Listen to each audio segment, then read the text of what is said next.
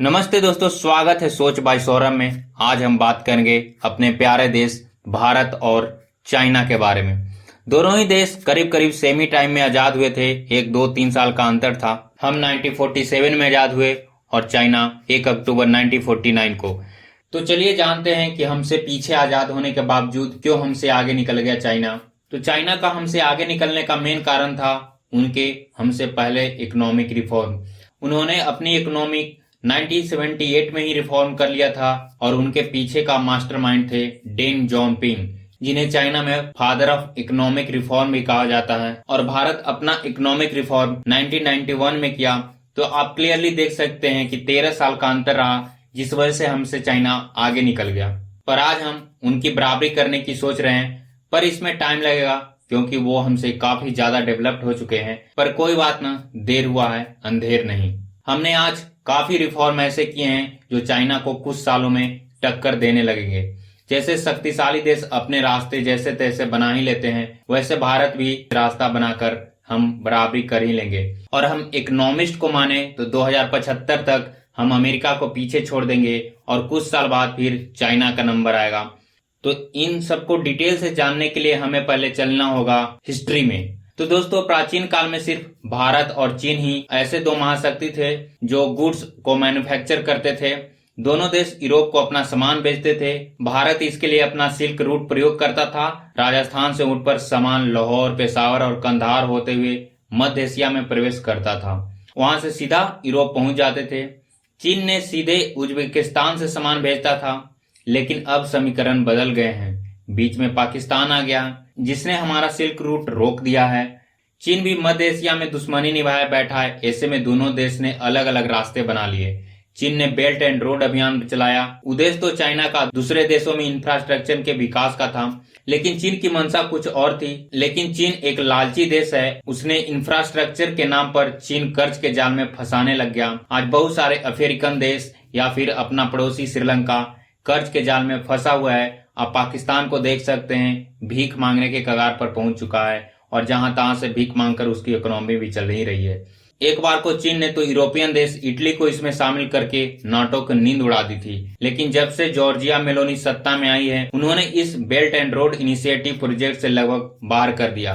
हाल ही में जब G20 India में थी, जॉर्जिया मेलोनी ने इस प्रोजेक्ट से बाहर होने का ऐलान कर दिया। चीन इसी वजह से धरा रह गया।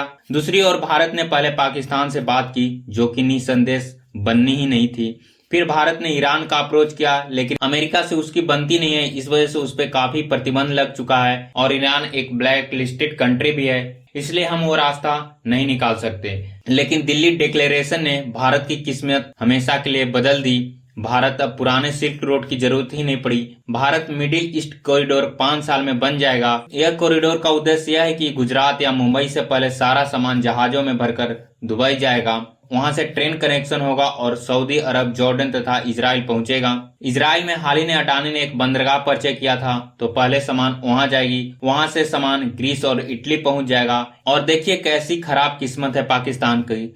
अगर ये पाकिस्तान इंडिया को सिल्क रूट बनाने देता तो भारत का भारी नुकसान होता, क्योंकि उसमें 1 दर्जन से ज्यादा देशों पर निर्भरता बढ़ती, समय भी लगता। लेकिन अरब के द्वार जिस तरह से खुले हैं वह अभूतपूर्व है। पाकिस्तान के पास कमाई का बहुत अच्छा साधन होता, लेकिन अपने अहंकार में वह अब कहीं का नहीं बचा, क्योंकि भारत के अलावा और कोई देश नहीं है जिसे निर्यात के लिए पाकिस्तान की आवश्यकता हो। बीच में होकर भी अकेला होना इसे कहते हैं। इसमें और भी देशों का नुकसान हुआ है। तुर्की की जरूरत 60% कम हो गई, इसीलिए तुर्की हाल में ही ये डिक्लेरेशन को विरोध कर रहा था, क्योंकि उसे अब कुछ भी फायदा नहीं होगा और इंडिया सीधा अपना बिना तुर्की के सामान सीधा यूरोप में भेज पाएगा।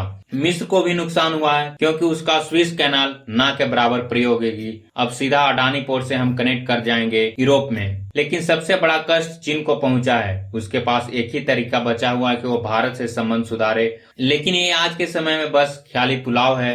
2013 में एक समय था जब महान अर्थशास्त्री सोच रहे थे कि बिना चीन के तो हम यूरोप में जुड़ ही नहीं पाएंगे। लेकिन आज 2023 में देखिए, G20 के बाद हम सारे यूरोप, अमेरिका और मिडिल ईस्ट को जोड़ने में कामयाब हुए। एक नया कॉरिडोर बनाकर हम चीन को BRI को टक्कर देंगे और हमारा उद्देश्य भी कर्ज की जाल में फंसाना नहीं है।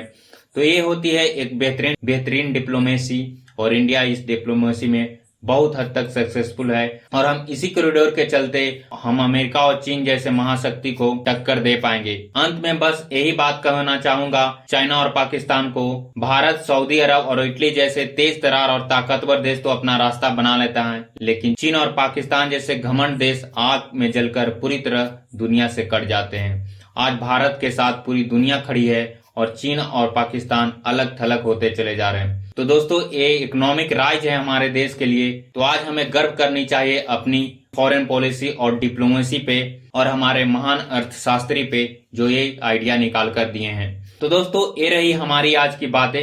कैसी लगी ये वीडियो हमें कमेंट सेक्शन में जरूर बताएं, और अगर ये वीडियो अच्छी लगी तो एक लाइक, एक सब्सक्राइब जरूर करें, क्योंकि इसमें रिसर्च में काफी समय लगता है, तो एक लाइक से हमें काफी मोटिवेट मिलती है। तो thank you for watching my video. जय हिंद, जय भारत। मिलते हैं अगले वीडियो में।